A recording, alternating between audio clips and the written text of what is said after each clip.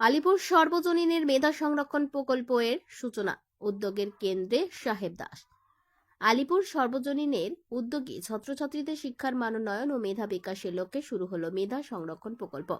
এই বিশেষ কর্মসূচির অন্যতম রূপকার ও উদ্যোক্তা সাহেব দাস, যার প্রচেষ্টায় এলাকার শিক্ষার্থীদের জন্য নতুন সম্ভাবনার দ্বার উন্মোচিত হয়েছে। অনুষ্ঠানে উপস্থিত ছিলেন বিশিষ্ট চক্ষু বিশেষজ্ঞ ডক্টর দিব্যেন্দু চট্টোপাধ্যায় সহ একাধিক বিশিষ্ট ব্যক্তি। বক্তারা শিক্ষার গুরুত্ব তুলে ধরে বলেন, প্রকৃত শিক্ষা সমাজকে এগিয়ে নিয়ে যাওয়ার অন্যতম প্রধান শক্তি।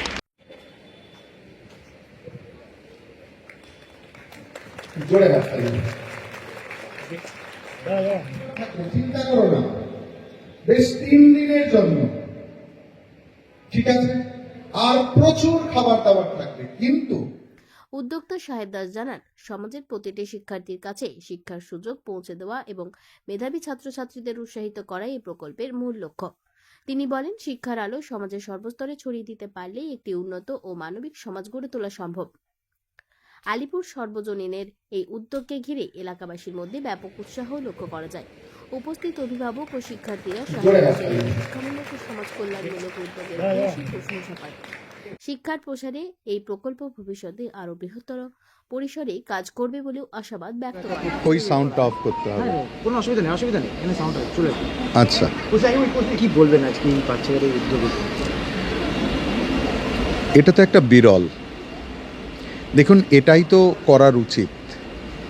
আমাদের সমাজে যারা আমরা সুস্থ, তারা আমরা দায়িত্ব নিতে হবে আমাদের, যে যারা আমাদের মতো নয় তাদেরকে আমাদের সঙ্গে করে নিতে হবে। একটা অঞ্চল তখনই সুন্দর হয়, একটা দেশ, ধরুন কেউ আমেরিকা যাচ্ছে, বিদেশ যাচ্ছে, কেন না, যার যেখানে তাকাচ্ছে সেখানে সুন্দর। তাহলে আমি একা ভালো থাকবো, আমি একা পড়াশোনা করব, আর আমার চারপাশের মানুষগুলো তারা পড়াশোনা জানবে না, তারা সমাজের একটা বোঝা হয়ে থাকবে। আমি কি ভালো থাকতে পারি? কিন্তু আমরা আজকের যুগে কি হয়েছে জানি না, আজ আমরা মানুষের সঙ্গে হাত মেলাতে ভুলে গেছি, আমরা আমাদের সামাজিক দায়িত্ব ভুলে গেছি। আলিপুর সার্বজনীন আজকে সেই জায়গায় অগ্রণী ভূমিকা নিয়েছে, মানুষকে মনে করিয়ে দেওয়ার জন্য যে এটা শুধু আলিপুর সার্বজনীনের দায়িত্ব নয়। আমি চাই যে তোমাদের এই খবর লক্ষ লক্ষ মানুষের কাছে পৌঁছে যাক এবং তাদের কাছে আলিপুর সার্বজনীন একটা অগ্রণী ভূমিকা পালন করুক, যে আমরাও এটা করব। আমাদের শিশুরা ভালো হলে তবেই আমাদের ভবিষ্যৎ সুন্দর হবে, আমাদের আগামী প্রজন্ম সুন্দর হবে।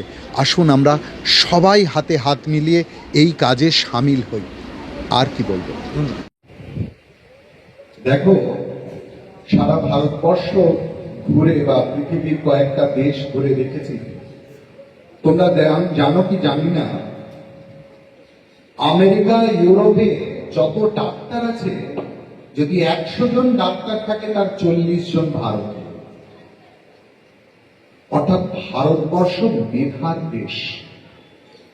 এই মেধা কিভাবে আসে না, যখন এই যে গাছটা দেখছো, এই যে আম হয়েছে, পাতা হয়েছে, কিভাবে হয়েছে না, এর মূলটা নিচে আছে, তাই তো?